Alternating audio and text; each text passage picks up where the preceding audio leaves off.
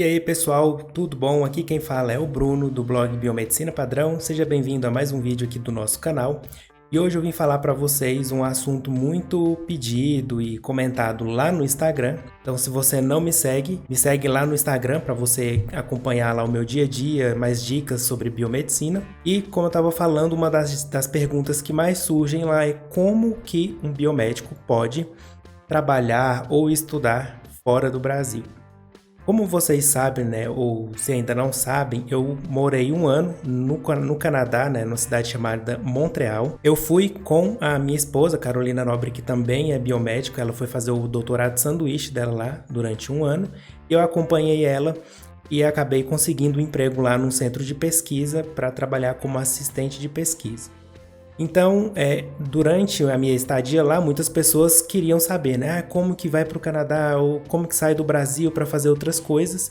Hoje eu vim aqui trazer para vocês, então, algumas dicas, né, que eu percebi durante esse um ano que eu morei lá, conversando com outras pessoas também. E eu espero que possa contribuir para tirar as dúvidas que vocês têm.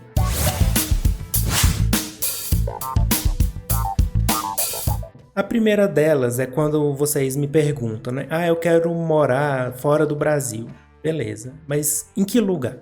Fora do Brasil é muito amplo, então pode ser na China, no Japão, nos Estados Unidos, na Índia, no Paquistão. Então, assim, vocês têm que ter em mente que existem muitos países fora do Brasil, né? Então, eu sei que a mídia foca muito em determinados países, mas quando você fala fora do Brasil, fica muito amplo. Então, a primeira coisa que você tem que fazer é decidir qual país você quer.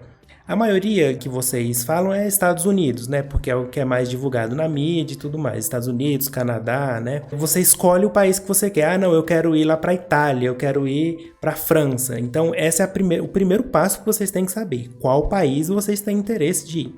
Beleza, escolhi o país. Qual que é a língua oficial desse país? É francês, italiano, espanhol, inglês. Vocês têm que saber disso, porque para mudar, para imigrar para outro país, vocês devem ser proficientes naquela língua. Então, por exemplo, no meu caso, eu fui para o Canadá. O Canadá tem duas línguas oficiais. Tem o inglês, que é a maior parte do Canadá, mas tem uma província, que é o Quebec, que fala francês. E eu fui justamente para essa que falava francês. Claro que lá a maioria, 50% da população é bilíngue, eu consegui me virar com o inglês. Mas se eu soubesse francês, teria sido muito melhor. Então a primeira coisa é, saiba falar a língua desse país que você quer ir, né? Mesmo que você saiba inglês, muitos países não vão dar uma abertura muito grande para pessoas que não saibam falar a língua oficial daquele país. Então isso é muito importante, escolher o país e saber falar o idioma daquele país. E aí você tem que saber também qual que é o seu objetivo. É fazer um mestrado, doutorado ou é trabalhar no mercado de trabalho lá como um profissional? Então isso é muito importante para você delimitar. Bruno, eu quero só sair do Brasil, não importa o que eu vou fazer lá. Beleza, então você vai em busca do que você quer.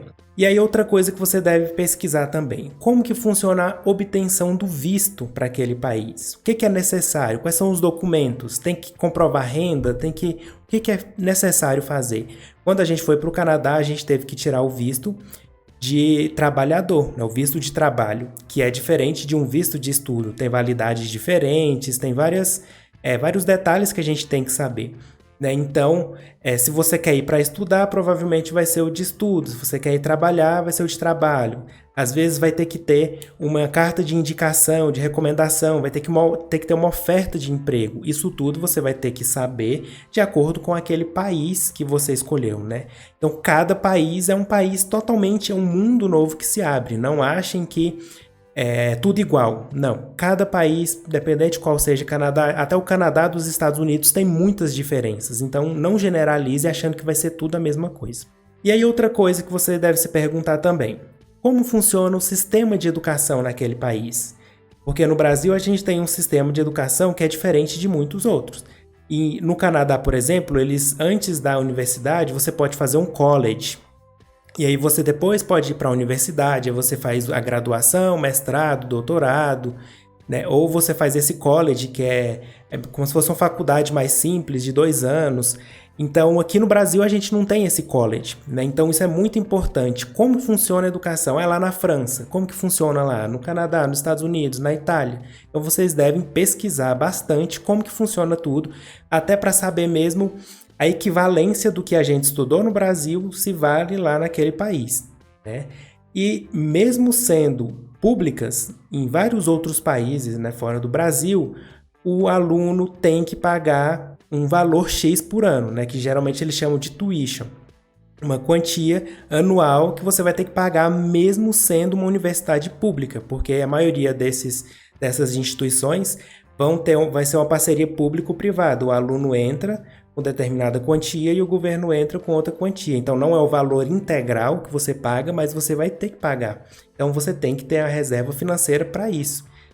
Existem sim bolsas, né, para estudantes de incentivo e tudo mais. Então você entra no site da universidade, daquela universidade que você quer, e lá vai ter informações de programas de bolsa, né? Geralmente eles abrem para estrangeiros, que época que abre, o que eles têm como requisitos para você poder concorrer a essas bolsas. E outra coisa muito importante também é para ver se a nossa formação que a gente tem no Brasil é equivalente ou vale lá naquele país que você quer. Outra pergunta que você deve se fazer: no país que você escolheu, existe uma profissão equivalente à biomedicina? Por exemplo, análises clínicas, pesquisa científica?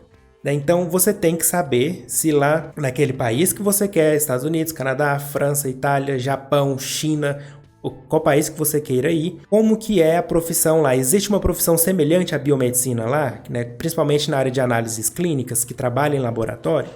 Geralmente o nome do cargo, né, desses profissionais lá, que seriam o analista clínico aqui no Brasil, é Medical Laboratory Scientist ou Technologist. Então, vocês têm que saber a nomenclatura da profissão, ver como que é o currículo dessa profissão, se o seu currículo da sua graduação é equivalente, se traduzir, aquela instituição lá do exterior vai reconhecer isso, ou você tem que ir para o país e lá estudar do zero de novo, como se você estivesse começando, né, da graduação. No Canadá, tem uma profissão semelhante ao analista clínico aqui no Brasil e tem um órgão que regulamenta a profissão. Então, essa é outra coisa que vocês têm que se perguntar. Nessa profissão que é equivalente, ela é regulamentada? Né? Então, tem países ou províncias do país que não vai ter nenhuma regulamentação por algum órgão específico que seria o equivalente ao CRBM aqui no Brasil. Mas outros vão ter esses órgãos. Então, esses órgãos que vão determinar quais são os requisitos para um profissional trabalhar com análises clínicas, trabalhar num laboratório clínico. Então, você tem que ver, né, nesse país, nessa província, às vezes mesmo dentro do próprio país, dependendo da província, tem diferença. Então, você tem que pesquisar essas diferenças dentro do próprio país. Então, é um processo muito complexo. E aí, ver nessa província quais são os requisitos. Por exemplo, no Canadá, tem um órgão lá que regulamenta análises clínicas em muitas províncias, não em todas. E aí eles têm um programa lá de revalidação de diploma para estrangeiro.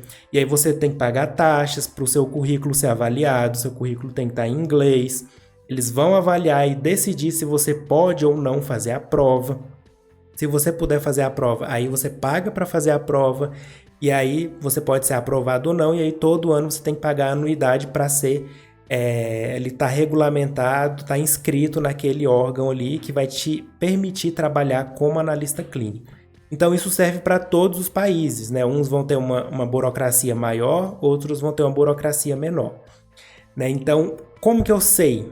Pesquisa no site desses órgãos. Você vai pesquisar a profissão equivalente no país que você quer, vai achar o site do órgão e lá provavelmente vai ter algum local escrito assim, validação para estrangeiros, alguma coisa nesse sentido, e aí você vê o que eles pedem, taxas e como que tudo funciona.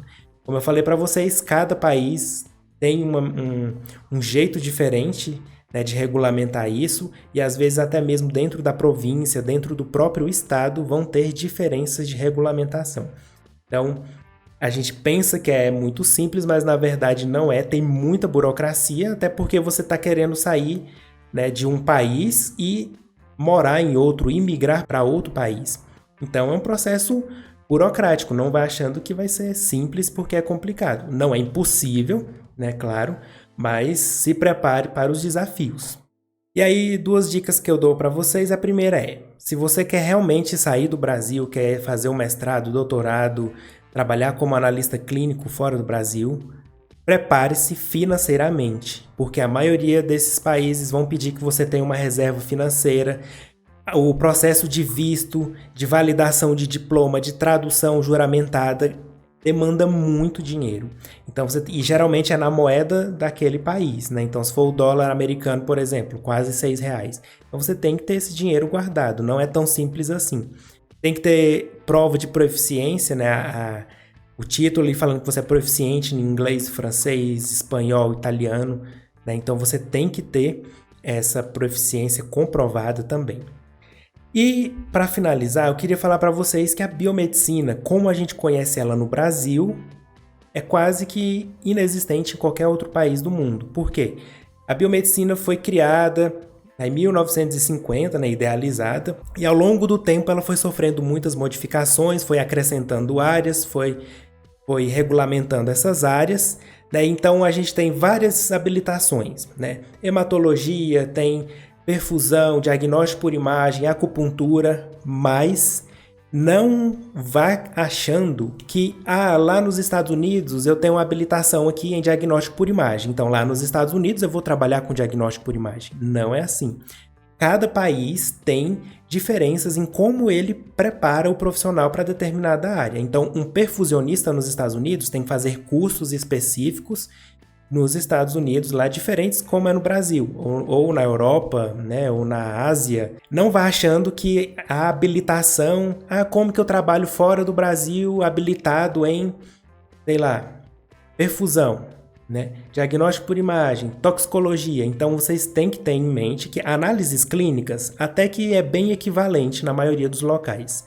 Mas outras áreas que a gente aqui no Brasil, fazendo uma especialização, poderia atuar, lá fora vai ser um curso mais aprofundado, vai ter que ter registro em conselhos, é muito mais complexo. Então você tem que se informar a área que você quer trabalhar e quais são os requisitos. Às vezes você vai com um diploma de graduação, mas vai ter que complementar essa sua graduação com um curso específico para aquela área, né? Então isso serve para qualquer habilitação da biomedicina, estética, né? Geralmente o pessoal pergunta bastante, imagem, perfusão, e todas as nossas outras áreas aí dentro da biomedicina. Então esteja ciente que não é tão simples assim achar essa equivalência em todas as áreas, porque como a gente tem a biomedicina no Brasil, é bem diferente como a gente encontra em outros países.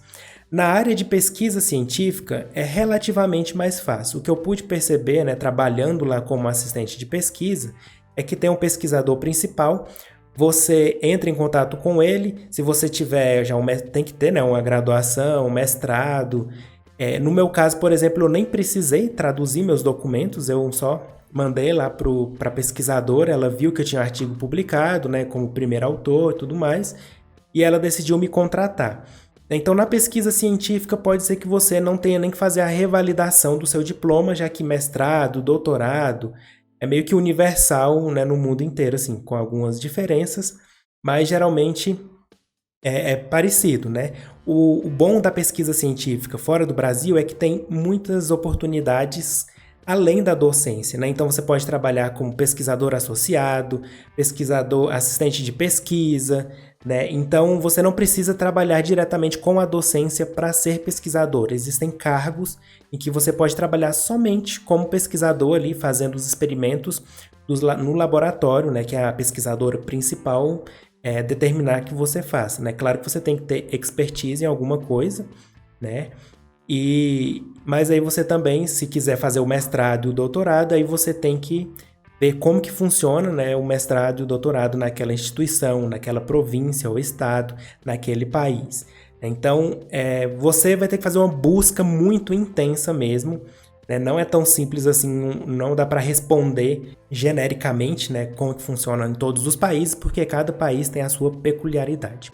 Bom, mais dúvidas que vocês tiverem sobre esse tema, deixe aqui nos comentários que eu vou responder para vocês. E lá no Instagram a gente continua esse bate-papo e também, né, na caixinha de perguntas, a gente está sempre interagindo lá. Segue a página lá e interage comigo. Então é isso e a gente se vê no próximo vídeo.